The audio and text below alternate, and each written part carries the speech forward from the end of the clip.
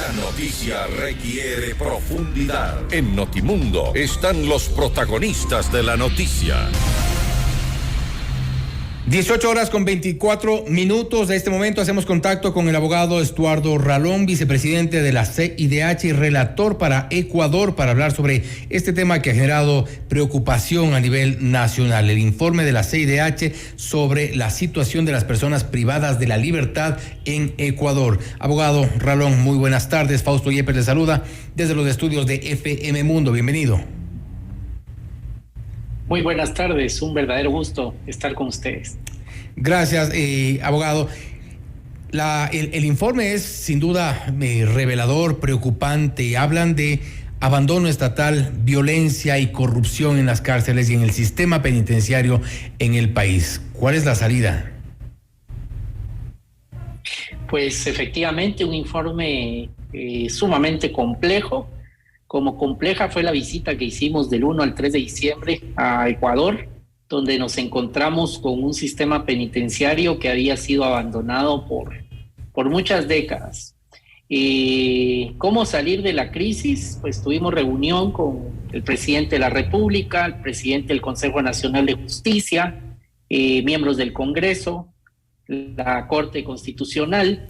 Y básicamente la primera sensación que tenemos es que hay una sensibilidad de que este debe ser un tema no es el Ejecutivo, sino se necesita una política penitenciaria de Estado. Y nosotros en el informe pues damos algunas recomendaciones y ofrecemos una asistencia técnica para colaborar con Perú en salir de esta gravísima crisis carcelaria. Ahora, en efecto, dice que es una crisis violencia y corrupción sin precedentes dentro de las prisiones, dice el informe, y responde al abandono estatal, como hemos mencionado, y del sistema penitenciario desde hace años, así como la ausencia de una política criminal integral. Y creo que esta palabra es clave en este análisis, del hecho de que sea integral. Hay también un problema estructural que no es de ahora, es desde hace varios años. ¿Cuáles son las recomendaciones, digamos, en el corto plazo de lo que podría realmente ejecutarse para salir un poco de esta crisis que permanece desde hace ya varios años? Perfecto, muy rápidamente. Nosotros en el informe señalamos 3 grandes causas: una falta de presencia del Estado, de control del Estado en las cárceles, ya que hay pabellones que no los controla el Estado como tal. Vemos también que esa falta de control del Estado ha generado un autogobierno y corrupción, en donde los reclusos luchan por el poder en los pabellones, por privilegios, y esta corrupción ha generado que ingresen pues armamento de calibre, sustancias ilícitas y otros aspectos muy graves a los centros de detención.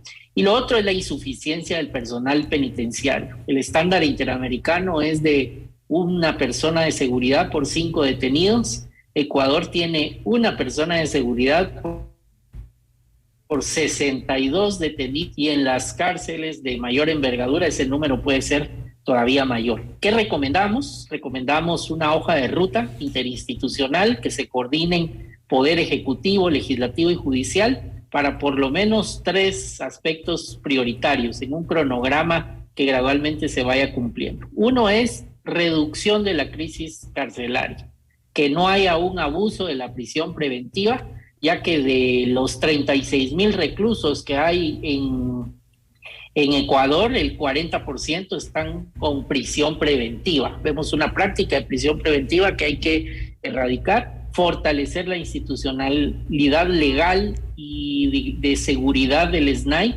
que se perdió esa institucionalidad, y una política de reinserción social.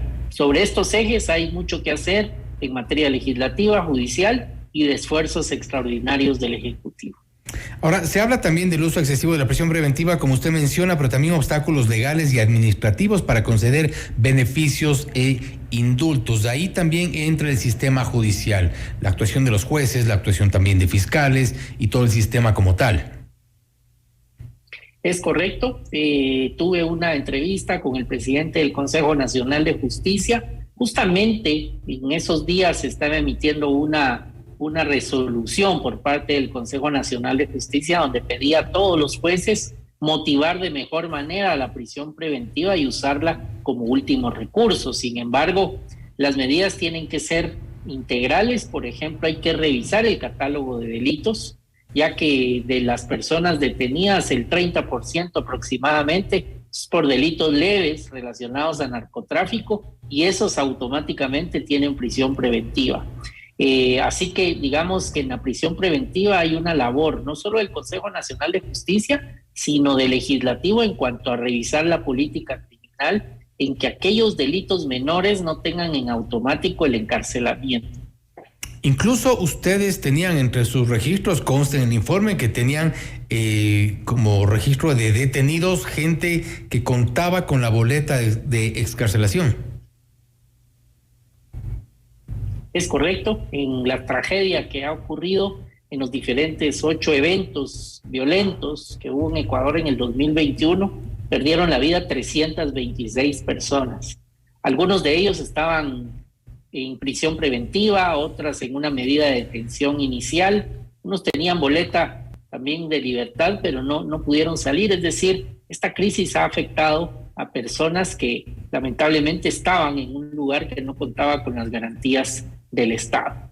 Quisiera compartir un dato también con usted que nos fue muy revelador, y es que el 44% de las personas detenidas están entre las edades de los 18 a los 30 años, es decir, son personas jóvenes, y eso necesita evaluarse, no solo el catálogo de los delitos, que delitos menores no tengan cárcel, sino una política de reinserción social que permita a estas personas poder reintegrarse a la sociedad, trabajar, conseguir un empleo, producir, ya que el 44% están entre las edades de 18 a 30 años. Uno de los temas que también ha preocupado, por ejemplo, a los miembros de la Comisión de Pacificación del Sistema Carcelario, que están trabajando arduamente en tratar de reformar parte de este sistema, tener también un informe que seguramente será revelador de lo que ocurre ya al interior de las cárceles y cuáles son las recomendaciones, pero hablan de la separación entre personas condenadas y procesadas, y también por los tipos de delitos, que creo que es una de las cosas que estaba causando mucha preocupación, principalmente en las cárceles donde se dieron los eventos de violencia, donde habían gente de alta peligrosidad con gente de mínima peligrosidad y temas así relacionados al tipo de delito. Es correcto, se necesita revisar esa, digamos, hay un defecto en el sistema penitenciario en Ecuador, que es el censo penitenciario. Uh-huh. El censo penitenciario es una especie de mapa que le permite a las autoridades conocer cuántas personas están detenidas por delitos, por sentencias según peligrosidad, la caracterización de algunas figuras delictivas, y eso permite tomar una serie de medidas. Es necesario hacer esta separación, replantearse la idea de las megacárceles como tal, porque en las megacárceles se dan muchos problemas de gestión penitenciaria, y un defecto grande que encontramos es que en la megacárcel de Guayas, la cual yo visité, allí está a un costado, a unas paredes donde fueron los incidentes, el centro de detención de mujeres, en el mismo complejo.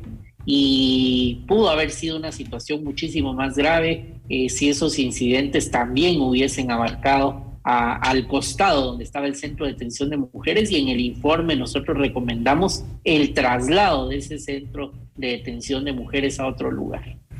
Ahora, se ha hablado también de que de la necesidad, a propósito del pedido del gobierno ecuatoriano, de un apoyo, una cooperación técnica solicitada por el presidente de Ecuador. ¿En qué consistiría este tipo de apoyo técnico? ¿Qué tan rápido podría venir ese apoyo para comenzar a trabajar en un sistema que colapsó hace mucho? Sí, tuve oportunidad de entrevistarme con el presidente. Él me lo manifestó en esa misma entrevista. Nosotros indicamos la anuencia de ese apoyo y empezamos a platicar ya en un memorándum. ¿En qué consiste? Consiste en hacer una hoja de ruta, que involucre en este inicio por lo menos 3 grandes ejes. El primer eje es reducir la población carcelaria. Y sobre ese eje hay que revisar catálogos de delitos, evitar la práctica de una prisión preventiva que esté siendo en abuso aplicada. El otro gran eje es fortalecer la institucionalidad de la seguridad penitenciaria. Cuando dejó de existir el Ministerio de Justicia, en Ecuador el SNAI quedó sin muchas facultades y sin muchas capacidades operativas, un debilitamiento institucional. Es necesario recuperar la fortaleza institucional de la seguridad en los centros penitenciarios. Eso requiere reformas legales, equipamiento, capacitación y recursos que debe destinar el Estado para ello. Y el otro es una política de reinserción social para que aquellos delitos digamos, leves, aquellas personas que están en ese rango de edad lamentablemente detenidos y que no pueden fácilmente salir de prisión, estén en una política integral de reinserción. Debemos de recordar que las personas que están detenidas, pues, como seres humanos, gozan de una dignidad